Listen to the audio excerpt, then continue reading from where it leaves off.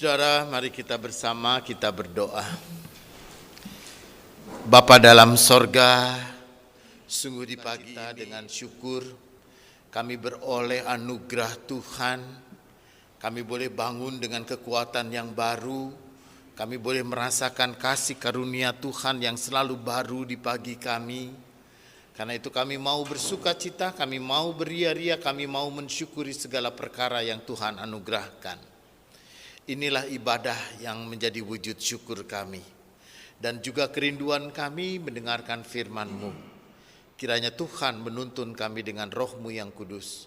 Agar firman yang didengar boleh kami hayati dalam hidup dan kami nyatakannya. Tuhan yang mengurapi hamba-Mu, terpujilah Tuhan. Amin. Saudara, kita akan bersama membaca bagian Alkitab kita dari 1 Korintus pasal 10 ayat 1 hingga ayatnya yang ke-13. 1 Korintus pasal 10 ayat 1 hingga ayatnya yang ke-13. Di sini Lembaga Alkitab memberikan judul Israel sebagai suatu peringatan. Begini katanya. Aku mau supaya kamu mengetahui, saudara-saudara, bahwa nenek moyang kita semua berada di bawah perlindungan awan dan bahwa mereka semua telah melintasi laut. Untuk menjadi pengikut Musa, mereka semua telah dibaptis dalam awan dan dalam laut. Mereka semua makan makanan rohani yang sama, dan mereka semua minum minuman rohani yang sama, sebab mereka minum dari batu karang rohani yang mengikuti mereka, dan batu karang itu adalah Kristus. Tetapi sungguh pun demikian Allah tidak berkenan kepada bagian yang terbesar dari mereka, karena mereka ditewaskan di padang gurun. Semuanya ini telah terjadi sebagai contoh bagi kita untuk memperingatkan kita supaya jangan kita menginginkan hal-hal yang jahat seperti yang telah mereka perbuat. Dan supaya jangan kita menjadi penyembah-penyembah berhala sama seperti beberapa orang dari mereka. Seperti ada tertulis, maka duduklah bangsa itu untuk makan dan minum, kemudian bangunlah mereka dan bersukaria. Janganlah kita melakukan percabulan seperti yang dilakukan oleh beberapa orang dari mereka, sehingga pada suatu hari telah tewas 23.000 orang. Dan janganlah kita mencobai Tuhan seperti yang dilakukan oleh beberapa orang dari mereka, sehingga mereka mati dipagut ular. Dan janganlah bersungut-sungut seperti yang dilakukan oleh beberapa orang dari mereka, sehingga mereka dibinasakan oleh malaikat maut. Semuanya ini telah menimpa mereka sebagai contoh dan dituliskan untuk menjadi peringatan bagi kita yang hidup pada waktu di mana zaman akhir telah tiba.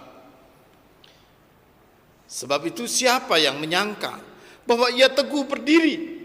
Berhati-hatilah supaya ia jangan jatuh. Pencobaan-pencobaan yang kamu alami ialah pencobaan-pencobaan biasa yang tidak melebihi kekuatan manusia. Sebab Allah setia dan karena itu Ia tidak akan membiarkan kamu dicobai melampaui kekuatanmu.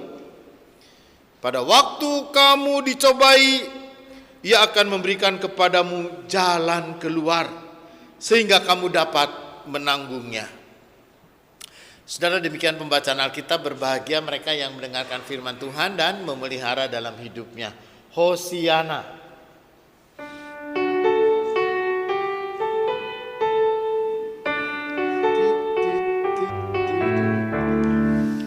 Hosiana.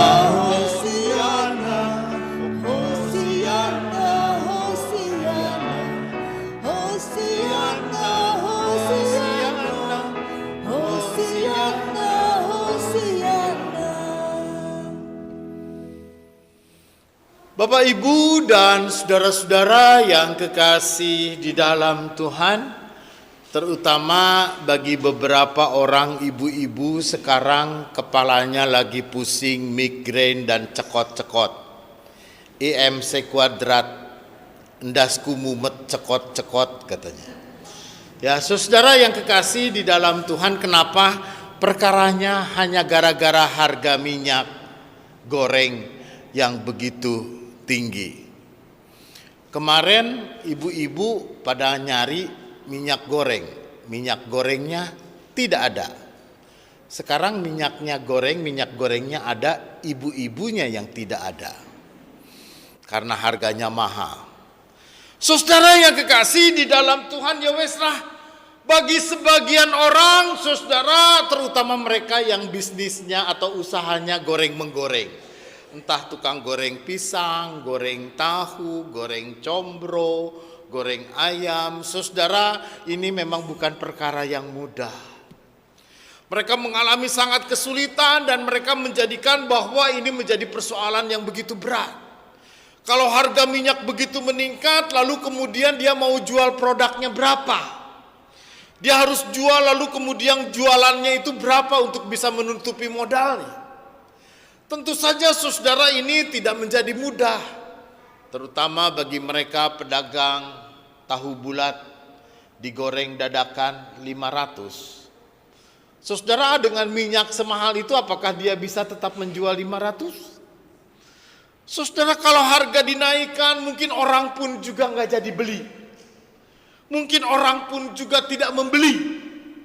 Saudara, tapi bagi sebagian orang lain, harga minyak berapapun ya sudahlah, nggak apa-apa. Kita ganti gaya hidup kita. Toh hidup ini kan tidak harus dengan selalu menggoreng. Tetapi juga kecuali menggoreng isu politik ya. Tetapi kalau kita pun juga kan bisa dengan dikukus, direbus, dibakar, ataupun juga dipanggang, disangrai. Banyak sekali model dan metode orang kemudian untuk memasak makanannya tanpa harus kemudian dengan gorengan. Bahkan katanya dengan menghindari goreng-gorengan hidup kita menjadi lebih sehat. Ya, hidup kita menjadi lebih baik. Saudara yang kekasih di dalam Tuhan, tentu saja sekarang ada dua pihak. Yang satu yang sungguh-sungguh sangat dirugikan, ya, dengan harga yang sedemikian tinggi, lalu kemudian orang pun juga usaha dan bergantung kepada minyak goreng. Tapi ada orang di pihak lain yang tidak bergantung sama sekali. Ya sudah, nggak beli minyak goreng pun juga nggak apa-apa. Kita masih bisa makan hari-hari dan itu adalah orang kebanyakan. Saudara yang kekasih di dalam Tuhan, masalahnya dengan minyak ini bukan soal bisa atau tidak bisa, bergumul atau tidak bergumul. Ya, kita menghadapi masalah atau tidak menghadapi masalah. Tetapi saudara, maka bagaimana persoalan ini sesungguhnya adalah persoalan bagaimana kita memandang. Soal mindset. Kita kembali bicara soal mindset, soal cara kita berpikir. Kalau cara kita berpikir itu adalah masalah, ya masalah. Tapi kalau kita menganggap bahwa itu bukan masalah, maka itu bukan masalah lagi. Karena saudara, persoalan ini bisa menimpa siapa saja, persoalan ini pun juga bisa melanda siapa saja, persoalan ini pun juga bisa terjadi kepada siapa saja. Sama seperti kita menghadapi pandemik atau wabah virus corona. Pada awal-awalnya tahun 2020, saudara, mengerikan sekali. Ada orang bahwa virus corona ini bukan masalah, itu virus biasa saja. Gitu kan, kalaupun juga lalu kemudian menimbulkan korban banyak, yang lain juga bisa korban banyak seperti DBD misalnya atau penyakit yang lain. Saudara yang kekasih di dalam Tuhan, tapi ada orang yang menganggap ini serius.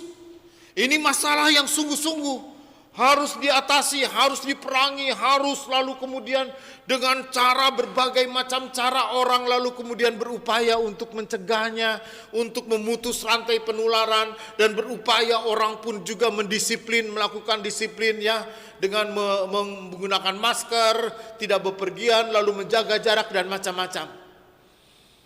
Tapi ada orang lain lagi, ya seenaknya saja. Itu ya, seenaknya saja dia pergi kemana, bahkan dia berpikir, kalau mati memati aja, kalau apa ya sudahlah, terserah. Saudara, persoalan yang sama kita hadapi, tapi respon orang berbeda-beda. Persoalan yang sama yang kita hadapi, tapi bagaimana orang menanggapinya dengan cara yang berbeda. Karena itu saudara, kalau kita mau fokuskan renungan kita pada ayat yang ke-13. Saudara, ayat ke-13 itu mengatakan begini, pencobaan-pencobaan yang kamu alami ialah pencobaan-pencobaan biasa. Saudara, pencobaan biasa memang bagi seseorang, pencobaan yang lumrah atau pencobaan yang umum terjadi bagi orang. Tapi bagi orang lain itu belum tentu itu adalah biasa. Ketika Rasul Paulus mengatakan pencobaan-pencobaan yang kamu alami adalah pencobaan biasa, maka saudara, kita mencoba mendalami kata biasa. Yang pertama-tama saudara, kata biasa dalam konteks ayat ini adalah perbedaan pemahaman antara boleh dan tidak boleh. Bagaimana orang-orang Israel atau orang-orang Yahudi, mereka lalu kemudian hidup dengan ketat. Hidup dengan ketat dan dengan cara yang ketat, dan bahkan kehidupannya itu selalu diatur oleh hukum Tauratnya. Saudara, bagi orang-orang Yahudi, maka ini enggak boleh, itu enggak boleh, makan ini enggak boleh, makan itu enggak boleh, sehingga ada banyak sekali larangan-larangan yang tidak boleh. Tetapi beda lagi dengan pemahamannya orang-orang Kristen yang dengan latar belakang Yunani. Orang-orang Kristen dengan latar belakang Yunani itu adalah cenderung hidupnya bebas. Hidupnya berpikir dari kebebasannya, tidak lagi lalu kemudian dikungkung oleh aturan-aturan itu. Ya, gaya hidupnya gaya hidup Yesus. Makan semua boleh. Makan daging apa aja boleh. Gitu ya, sebagai orang Kristen apa aja silahkan. Karena itu saudara, di dalam sebuah perbedaan ini lalu kemudian orang membentur-benturkan. Ya, seolah-olah lalu kemudian mana yang benar, seolah-olah pemahamannya Yahudi dan pemahaman Yunani ini lalu diadukan sedemikian rupa. Lalu bagi orang Yahudi, bahwa gaya hidup orang Yunani itu menjadi pencobaan. Bagi orang Yunani, gaya hidupnya orang Yahudi itu menjadi pencobaan. Saudara yang kekasih di dalam Tuhan, lalu kata Rasul Paulus, itu mah biasa. Biasa bagaimana orang memahami hidupnya, memahami gaya hidupnya. Ini soal perspektif, sudut pandang. Bisa juga saudara yang kekasih di dalam Tuhan, apa yang dipahami ya tentang pencobaan yang biasa. Pencobaan yang biasa itu ketika dia menjadi seorang Kristen yang tidak mudah. Orang Kristen yang tidak gampang di zamannya. Ya, orang Kristen yang selalu diintai, orang Kristen yang selalu dekat dengan penderitaan, dia ditangkap, dia dianiaya, dia dipenjarakan. Saudara, dan banyak sekali model pencobaan-pencobaan yang lain terhadap kehidupan imannya. Tetapi saudara, ketika kita memahami pencobaan, maka pencobaan itu biasanya adalah ujian. Ya, yang kita bilang pencobaan itu adalah ujian.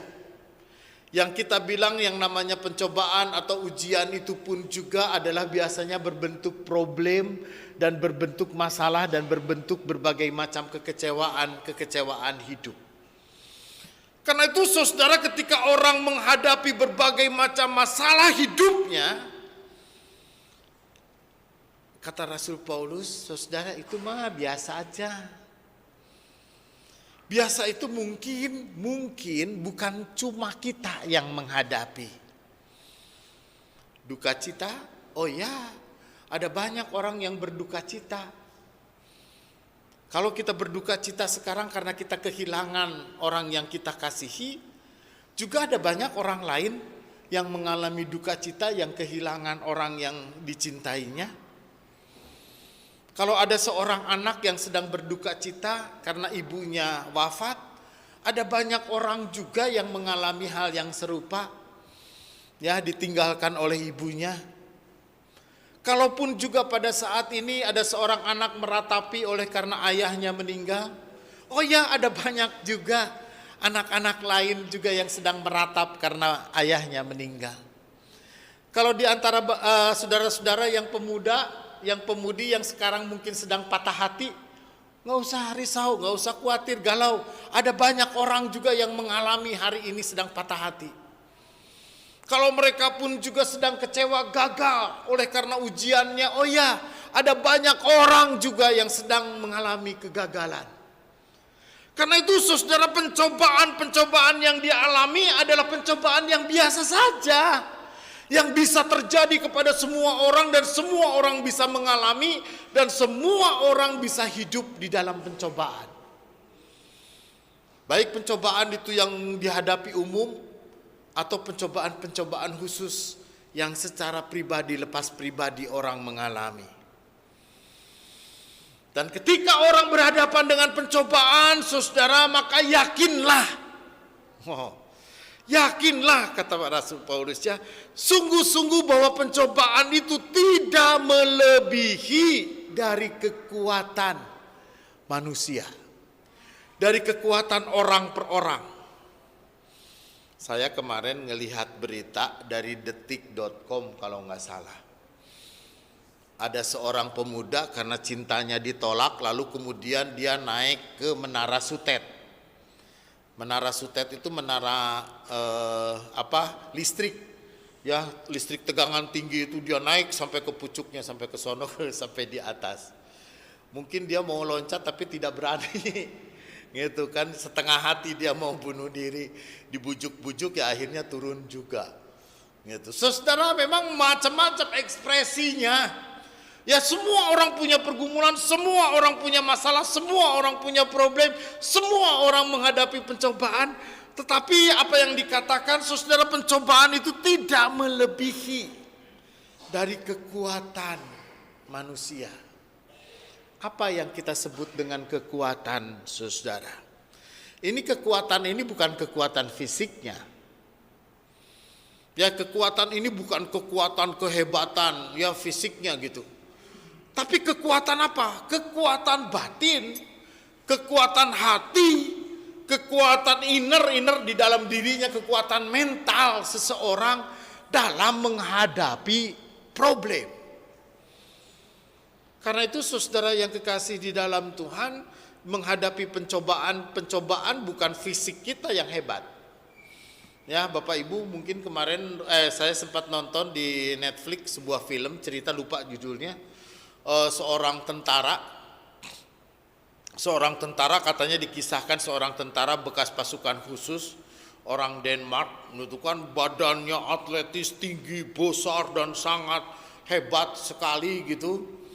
Saudara, tetapi ketika istrinya lalu kemudian anaknya mati dibunuh oleh sekelompok penjahat, maka sang tentara yang badannya hebat ini pun juga dia menangis. Dia pun juga terseduh-seduh. Sambil dia marah, dia dendam, lalu kemudian balas dendam. Itu filmnya kayak begitu.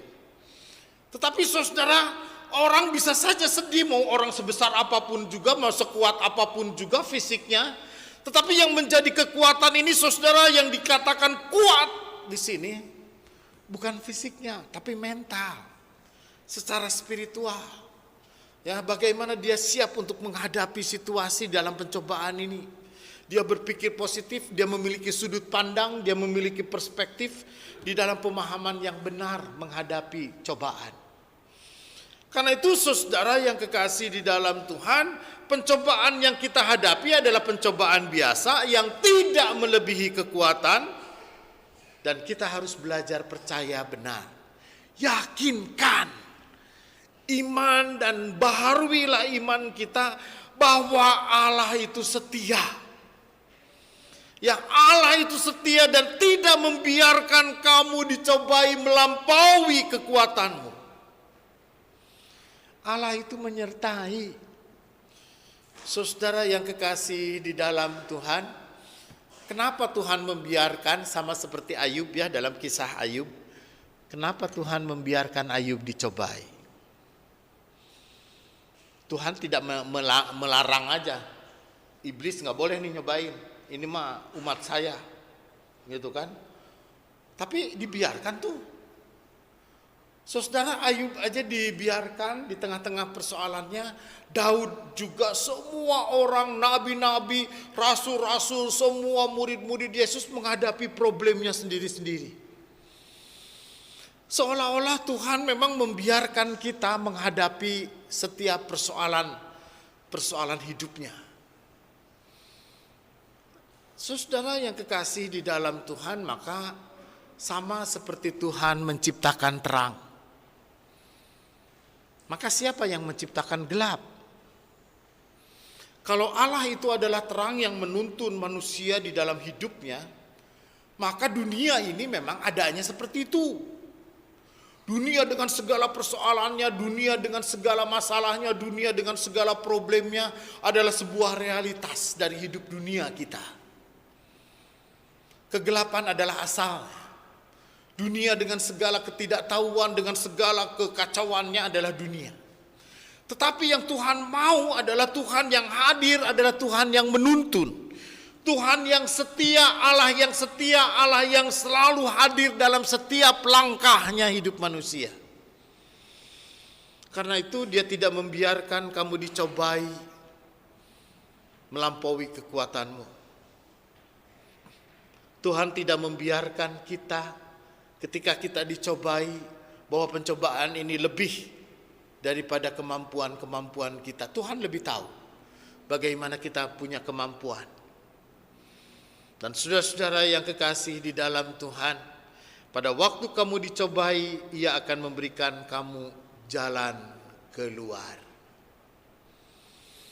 Jalan keluar. Yang penting adalah way out. Yang penting adalah solusi. Yang penting adalah bagaimana kita menyelesaikan persoalan itu. Saudara yang kekasih di dalam Tuhan, maka sejak awal dalam hidup iman percayanya orang Kristen, kan dalam doanya begini, Tuhan tidak pernah menjanjikan jalan yang lapang. Tuhan juga tidak pernah menjanjikan hidup tanpa badai. Tapi yang Tuhan janjikan adalah penyertaan dan kekuatan. Karena itu saudara yang kekasih di dalam Tuhan, jangan kita berpikir bahwa hidup ini tanpa persoalan. Ya, hidup itu sudah persoalan. Tetapi yang paling utama saudara ketika kita menghadapi persoalan adalah penyertaan Tuhan dan tuntunan Tuhan untuk menemukan jalan keluar dan jalan penyelesaian yang terbaik dari semua persoalan-persoalan kita. Karena itu saudara, kalau kita harus memikul salib, ya, barang siapa yang mau mengikut Yesus maka dia harus menyangkali diri, memikul salibnya dan mengikut aku, kata Tuhan Yesus. Kalau kita semua memang harus memikul salib, memikul persoalan dan beban-beban kita masing-masing, maka kita minta kepada Tuhan, bukan kemudian kita minta salib yang ringan, bukan juga minta salib yang enteng, tapi yang kita mintakan kepada Tuhan, Tuhan seberapa besar pun salib atau seberapa berat salib itu harus kami pikul, satu hal yang kami mohonkan kepada Tuhan, berikan kami kekuatan untuk memikulnya. Berikan kami kekuatan untuk kami harus menanggungnya. Berikan kami kekuatan supaya kita pun juga kuat untuk memikul salib seberapapun beratnya. Jadi saya kadang berpikir, saudara, orang memikul salib itu seperti atlet angkat besi. Atlet angkat besi, ya kalau kita mulai belajar angkat besi, mungkin yang kita angkat 25 kilo. Makin lama kita makin terlatih 50 kilo. Makin lama mungkin kita makin terlatih lebih berat 75 kilo. Tapi badan kita pun juga makin besar. Otot kita pun juga makin kuat. Otot kita pun juga makin hebat, makin besar tenaganya. Mungkin kita pada waktunya bisa mengangkat ya barbel sampai 200 kilo. Karena kita terlatih, tapi otot kita pun juga sudah siap untuk mengangkatnya. Saudara yang kekasih di dalam Tuhan, itulah hidup. Ketika kita menghadapi pencobaan yang pencobaan biasa awalnya. Pencobaan itu pun juga mungkin akan membuat kita semakin terlatih. Membuat kita pun juga semakin kuat dan dikuatkan. Semakin mampu dan dimampukan. Maka ketika kita menghadapi berbagai macam pencobaan, Tuhan yakin, Tuhan percaya, dan Tuhan pun juga dengan sungguh-sungguh Dia tahu benar bahwa kita pasti menanggungnya, bisa menanggungnya. Karena pencobaan itu tidak melebihi kekuatan setiap kita. Dia tahu bagaimana kekuatan-kekuatan kita semua. Karena itu saudara yang kekasih di dalam Tuhan, melalui firman Tuhan kita pada saat ini, kita diajak terus untuk percaya dan semakin yakin. Semakin kita beriman bahwa Allah adalah setia. Allah itu adalah gembala yang menyertai. Ya, di tengah-tengah pencobaan Dia menuntun kita untuk menemukan jalan keluar dan jalan penyelesaian yang terbaik dari semua persoalan. Sehingga suatu ketika Bapak Ibu kita semua bisa dengan heran kita mengatakan, kok bisa ya kita bisa melewati semuanya ini. Karena itu saudaraku yang kekasih di dalam Tuhan, apapun persoalan yang kita hadapi pada saat ini, yakinlah bahwa Tuhan yang setia itu adalah Tuhan yang menuntun kita di jalan-jalan hidup kita, sehingga kita selalu menemukan jalan keluar dan jalan penyelesaian yang terbaik. Terpujilah Tuhan. Amin.